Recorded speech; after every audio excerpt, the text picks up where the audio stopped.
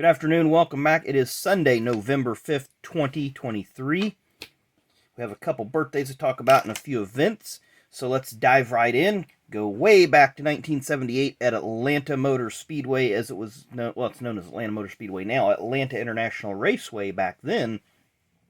The Dixie 500. A couple big things happened in this race. Donnie Allison would win. It had a bit of a scoring snafu.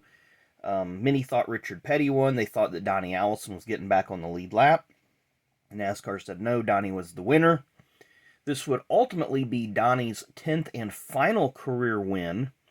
But another thing that happened in this video, and if you go back and listen to his interview in the Scene Vault podcast, Dave Marcus talks about this race and how he, as a driver, threw this race. He didn't want to win it because he was going to leave the team that he was driving for, Osterlund Motorsports, who was picking up Dale Earnhardt. They were going to run two teams, and Marcus said, no, I'll just leave. You can have Dale as your driver. And Marcus was leading for quite a while and decided, no, if I win, this puts the team on what they called the Winner's Circle program, a program where the team would get more money the following season. So he says, nope, not having it. And he ended up finishing third that day. Richard Petty was second.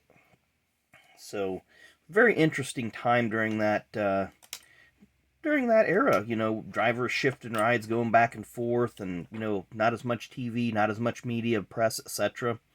Imagine, imagine the fans today with social media and all their abilities to communicate publicly, how they would feel if you know, a driver came out and said, nope, I'm leaving this team. I ain't gonna win for them. They don't want me here. So anyway, 1989 on this date, Bill Elliott wins the race at Phoenix. Again, no big surprise, but a couple things happened in this race. Rusty Wallace could have clinched the 89 championship in this race had he had a better run, and his two combatants in that title, Mark Martin and Dale Earnhardt, had a little bit worse runs. But as it were, Rusty got caught up in a mid-race wreck and ended up finished about 15th, 16th, and Dale and Mark had like top 6 finishes. So they were able to close the ground on Rusty. Rusty just needed to leave Phoenix with a 152-point lead, I believe it was at the time, and he only left with like a 70-point lead. Different scoring system, hard to explain here.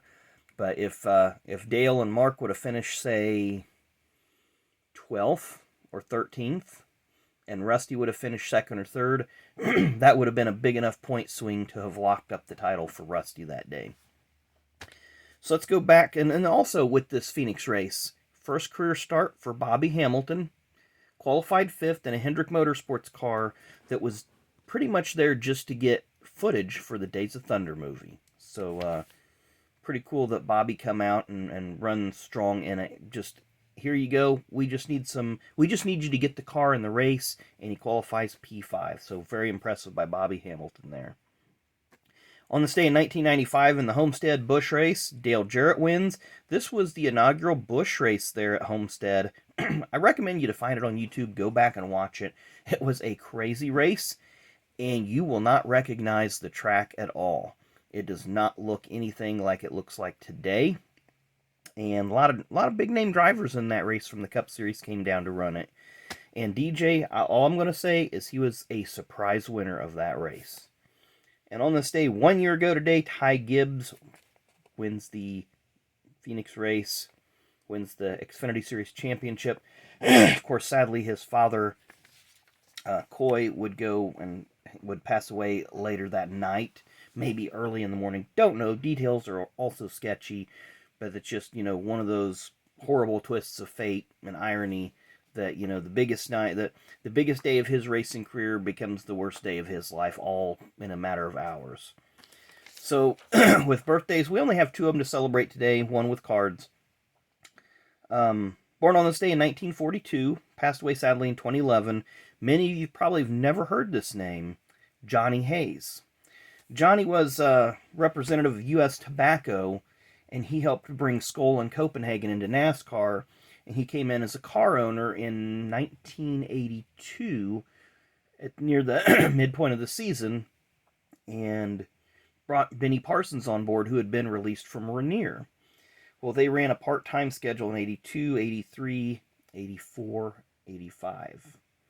And about that time, Leo and Richard Jackson bought the team from Johnny, thereabouts. And then Johnny became a co-host for the Cup races when TBS would host it. And I really love Johnny's commentary. So if you go back and watch, say, the 88 World 600 or the 89 fall race at Richmond, those are two that stand out in my mind.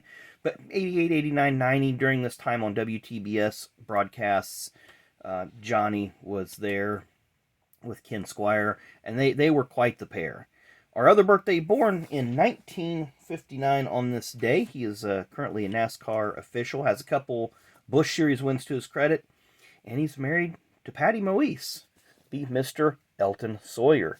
Excuse me. Elton started off in the Busch Series driving a number 42 car. I don't remember the owners, but he was always having strong runs in it. Got picked up by A.G. Dillard, so he ran the Gauntlet car before Ward Burton did, and then he was released in 91, and Ward took over late in the season. Then he just kind of ran, again, a few field filler teams here and there. No sponsors, just, kind of show up, keep your name out there. In 94... Brad Akins and Bob Sutton picked him up to run their number 38 Fords, which was Ford Credit Red Carpet Lease Program, which would eventually become the Quality Care car that the sponsorship would go to Dale Jarrett in the Cup Series eventually, is what would happen. In 1995, he's still driving for this team, but he went to Cup Series after Loy Allen got released from Junior Johnson's Hooters Ford, ran that from like race 7 to the end of the year. And then sponsorship went away. David Blair bought the team. They thought they were going to get sponsorship. They never did. And here's another case of Upper Deck being lazy. 96, 97. So they just, used a few stock images, changed the, obviously it's taken at Daytona on the same date. Because here you can see Ted Musgrave's Family Channel car. And there you can see some of Ted's crewmen back there. So they just used a different angle. He went back to Aiken Sutton's team in the Busch Series. They had Lysol, which was a perpetual sponsor in the Busch Series at this time. Had some good runs, won a race. His first win came in that 38 Red Carpet Lease car. He got his second race win in the 98 Lysol car, I believe, at Loudon. Starter Sportswear became a sponsorship for a while. You see Hot Tamales. Again, the Busch Series was a time during this era of some super cool sponsors. And there's another good look at the Starter. And I think that one has a picture of the car on the back. And they would run random college teams on there as well whenever they were in the area. So there you see Tennessee on the hood. And obviously that's Bristol that they're at. So we do have a few more car card pictures here. There's the Gauntlet Big 8's Buick, A.G. Dillard owned team. Then we have, again, the Red Carpet Lease car, Aiken Sutton. There is the unsponsored. Now, that's one thing that I did like about the card companies back then. Even if a card didn't have a sponsor, they still put it on a card. Because who knows, maybe somebody reaches out and says, hey, my logo would look good there. Now, I didn't have a uniform picture of him, but he did go back to Aiken Sutton's after they released Dennis Setzer with the Lipton Tea sponsorship. Of course, Lipton, one of these sponsors. Dave Resendiz had it. Johnny Benson had it. Like I said, Dennis Setzer was with this team. Then they brought in Elton Sawyer. So it was a fixture in the Busch Series for a short period of time, as was Barbasol. That was on several cars. Many drivers have beards today. Barbasol would not be as good sponsor. And then there's a nice look at the Starter car. The Starter Sports Apparel, I believe is what it is. But they had, again, very unique sponsors in the Busch Series. I recommend you to go on like Racing Reference and go look at some of the sponsors from the mid-90s to early 2000s. Really, really a lot of cool companies involved. And just, you'd probably be surprised. You'd be like, oh, wow, I didn't know so-and-so, or, oh, this company's based up the road from me, was involved in NASCAR a long time ago.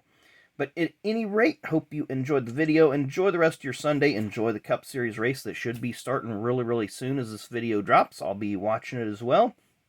So thanks again, and we'll see you tomorrow.